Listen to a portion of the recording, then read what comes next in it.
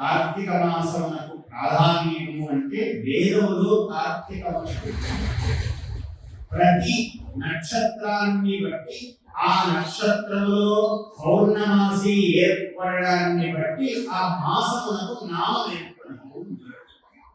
కాబట్టి కృత్తికా నక్షత్రము పౌర్ణమి నాడు ఆ పౌర్ణమి కృత్తికా నక్షత్రముతో సహా పౌర్ణమి ఏర్పడుతున్నది కాబట్టి ఇది కార్తీక మాసము. అయితే కృత్తికలో ఏర్పడితే ఏమవుతుందయ్యా? ఏమి కృత్తికలు ఇవి కొన్ని నక్షత్రాలు, అందువల్ల కృత్తికతోనే ప్రారంభం అవుతున్నాయి. మనం వ్యవహారంలో అశ్విని భరణి కృత్తిక అని చెప్పుకుంటున్నాము, కానీ అశ్విని భరణి చివరికి వెళ్ళిపోతాయి. కృత్తికతోనే వైదికముగా నక్షత్రము ప్రారంభం అవుతూ ఉన్నది. అందువల్ల ఆ కృత్తికతో ఏర్పడే మాసం కార్తీకం. నిజానికి చైత్రము కన్నా కార్తీకమే మాసారంభము కావాలి. వైదికముగా ఇదే ఆరంభం. కారణం ఏమిటి?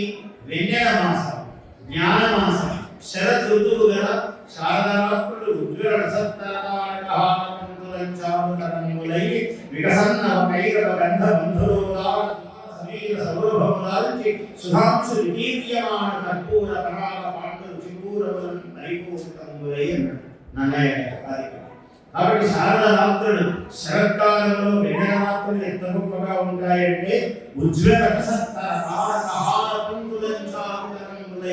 ఆ మాలికలుగా తారామండలి శోభిస్తూ ఉన్నదట.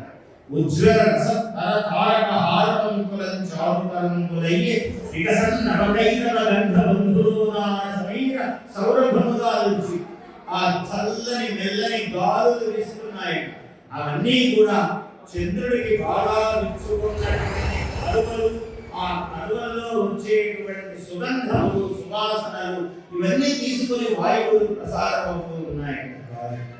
ఎంత రమణీయంగా చెప్పాడండి.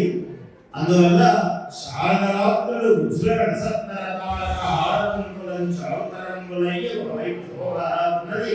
వికసన్ నవకైరవ గంధ బంధురోదాన సమీర సౌరభముదాల్చి సుధాంశు వికీర్యమాన కర్పూర పరాగ పాండు రుచిపూరములు అంబరపూరికములై రుచిపూరములను పరిపూరికములై. కాబట్టి ఆ వాటితో పరాగ పాండురం, ఆ పుష్ప పరాగముగా వెదజల్లబడి ఉన్నదట. అది వెన్ననా లేదా కలువలోని పరాగము వెదజల్లబడినదా ఏమో అన్నాడు. మనకే వదిలేశాడు నాన్నయ్య. ఇంత సుందరంగా ఉంటుంది కార్తీక రాత్రి. Please subscribe to our YouTube channel. Like and share this video.